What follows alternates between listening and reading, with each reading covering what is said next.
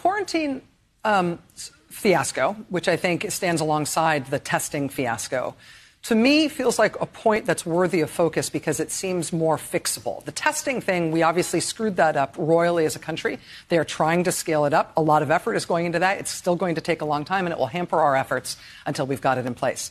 Meanwhile, without testing, all we can do is large-scale mitigation efforts, like getting rid of crowds, telling people not to fly, other things like that. But also people who believe they've been exposed should quarantine. Would clear federal standards on how to quarantine and under what circumstances help? That's not the right approach anyway. Okay. You don't want infected people or suspected infected people with their families. They'll just pass it on to them. China has had enormous success in beating down its epidemic. We don't know what's going to happen when China tries to reopen its economy and let people go back to the factories and back to the subways and back to offices and restaurants and everything else. We don't know what's going to happen, and they're going to do it in a very slow, graduated way, but they have been in lockdown all this time. But we see the drone shots from these cities and we think, ooh, lockdown, it looks terrible, there's no traffic on the street. That's not the point of what they did. They had to do that in order to introduce the measures they were going to take that were actually going to fight the epidemic. And that is testing, testing, testing, testing. Find the virus. So one thing is, no matter where you go, if you are able to get out of the house in there, if you go into any building, your temperature is taken. I came into this building, nobody took my temperature. They asked me some silly questions I could have lied about. But, you get your fever taken. You get into a bus, your temperature is taken. You walk into the train station, your temperature is taken. You walk into the building, you walk back to your apartment building, your temperature is taken. And what happens if you show a fever? Then you're sent to a fever clinic. People are not sent to their own doctor's offices. Your doctor's office is dangerous.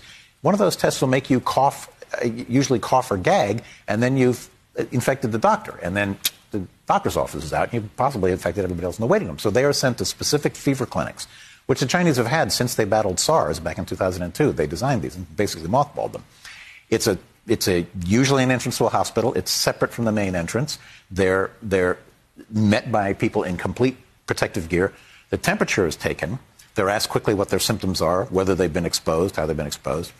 They get a quick white blood cell count, which takes about half an hour to see whether or not they have bacterial pneumonia. It doesn't tell you what the bacteria is, but it tells you whether or not you've likely got that. They get a quick flu test to see if they have flu. If you've got one of those, maybe you can be excluded and go home. You're something else. But if you don't have either one of those, then you're given a CT scan.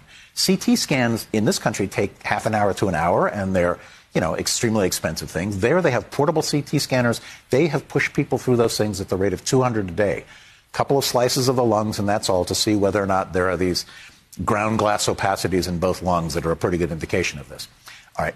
If you come up positive for that, then you are going to get a PCR test, which is the test we're talking about here. Mm-hmm. It's basically a nasal swab is the usual way to do it, which is push a Q-tip up your nose so far it feels like it's going into your brain. It's not very pleasant, but then they do that on site. They've gotten it down to 4 hours. There's no sending it off to the state health department. So you sit and wait for it to come back. And you sit and wait. You are told, sit, a couple of yards apart from everybody else. People are sitting there. It was described to me, they're sitting there with their pink envelopes with their CT scans inside them, and they're afraid of each other because they all know that they might be, they might be sitting next to somebody who's got the virus. And once the scan results come back, and if they can't get the scan results back that day, they have to go to a quarantine hotel, and wait until the results come back. Apart from their family. Apart from their family. And that is the key element. There is no home isolation. There is no home quarantine. 75 to 80% of the transmission in China was in family clusters. What would make the news was things like, oh, my God, it's in the prisons. Oh, my God, it's in Parliament, or whatever. It wasn't in Parliament there. But you'd hear these kind of, but 75 to 80% of it was inside the family. And they knew they had to stop that if they were going to stop the disease. So people were literally quickly taken away from their families to these giant gymnasiums or stadiums where they were not concentration camps. They were beds, there, and there were nurses in protective gear to watch out for people. They even had dance classes in these things. Because when you have lots of little old ladies sort of sitting there together waiting to see if they're okay, if you get them all up dancing, one, it helps clear their lungs if they have pneumonia, and the people who can't get up may be the ones who are crashing. It's not a bad policy. We laugh at the pictures when you see people dancing in what look like moon suits, but in fact, that was something medically smart that was going on. If people actually need to be hospitalized, the people who don't need to be hospitalized, who are ones in the so-called 80% of mild cases, I'm sorry I ever used that expression when I wrote that first article, because mild, when you look carefully at the study, is everything from almost no symptoms to pneumonia, but doesn't need oxygen, doesn't need hospitalization. Wow. Now, I've had pneumonia. I've had walking pneumonia. That was not like having a mild cold. That was serious. I had it about 2 weeks different from when Hillary Clinton got it. You saw her collapse on the street. She had to be carried into her van when she collapsed. I was standing on third base playing softball with some friends and thought, I'm going to collapse here.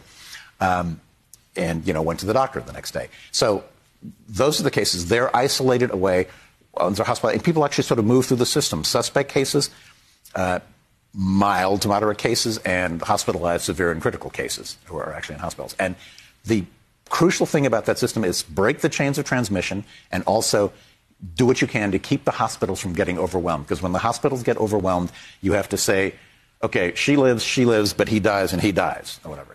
She's young and has kids, we'll save her. Grandmother, goodbye.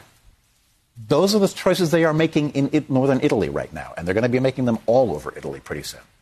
And we will, too.